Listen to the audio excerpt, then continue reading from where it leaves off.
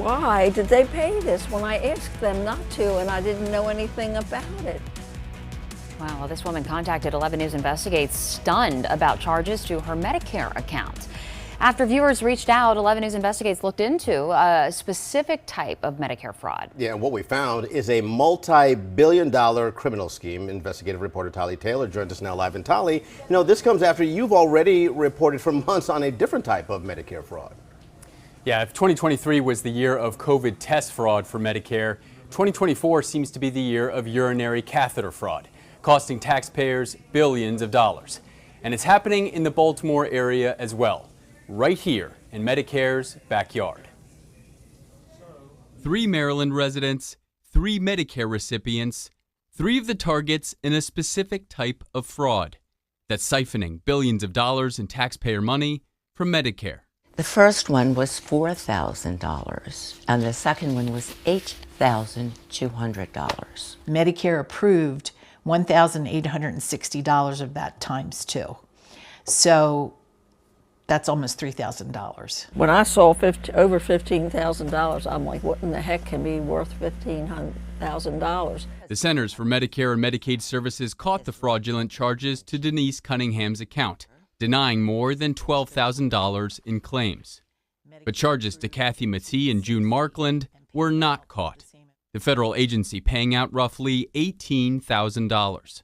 You feel victimized, and it's a violation. Like with the COVID test scheme that 11 News Investigates revealed last year, none of the 3 women ever requested or received any urinary catheters, and none of them have any use for them. I said, I don't use any catheters. And she said, well, it says you did. And I said, well, no, I didn't. Markland was notified by her supplemental health care about the catheter charges, and she called Medicare to warn them, don't pay this. And the next thing I know, I get an EOB, explanation of benefits, and showing that they paid it. I was like, that's how it was. I was like, I can't believe you paid this. A retired nurse, Matee says she requested and received a new Medicare card within a month. It just seems like if this was just me and times 200 people, can you imagine? But it's a lot more than just 200 people. In March, members of Congress wrote to the head of Medicare and the Inspector General for the U.S. Department of Health and Human Services, stating that public reporting estimates the cost of fraud for this scheme to be $2 billion. But discussions with stakeholders suggest the dollar figure may be closer to $3 billion. The next month, the National Association of Accountable Care Organizations doubled down, sending a letter to the head of Medicare saying their analysis showed Medicare spending on catheters was $153 million in 2021, surging to $3.1 billion in 2023.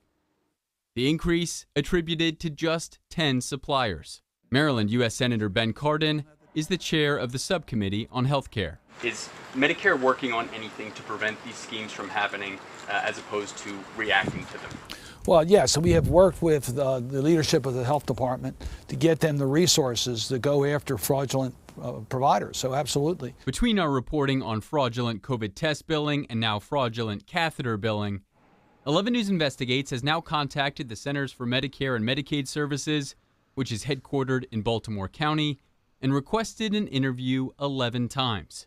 And 11 times, including this time, those requests have been declined. And I do think Medicare has a responsibility to the public to grant you an interview. I believe they should talk to you about it. Instead, a spokesperson for CMS says in a statement that the federal agency noticed the rise in urinary catheter billings beginning in early 2023 and suspended the 11 suppliers that were responsible for the majority of the claims. Adding in part, from January 1st, 2023 and March 11th, 2024, $3.56 billion of catheter claims made it through most of our payment system checks and were considered payable for all suppliers. But most of this amount was ultimately not paid. CMS stopped over 95% of the payments to those 11 suppliers because we had them on payment suspensions. Are you concerned it'll happen again in the future? Oh, definitely. Sooner or later, it's going to be totally unsustainable with Medicare and with the secondary health insurances. and it just can't exist anymore. It has to be addressed. You can find the details for how to report Medicare fraud right now on the WBAL TV app. And if this catheter fraud has happened to you, we want to hear from you. You can reach us at 11investigates@WBALTV.com. For 11 News Investigates, I'm Tolly Taylor.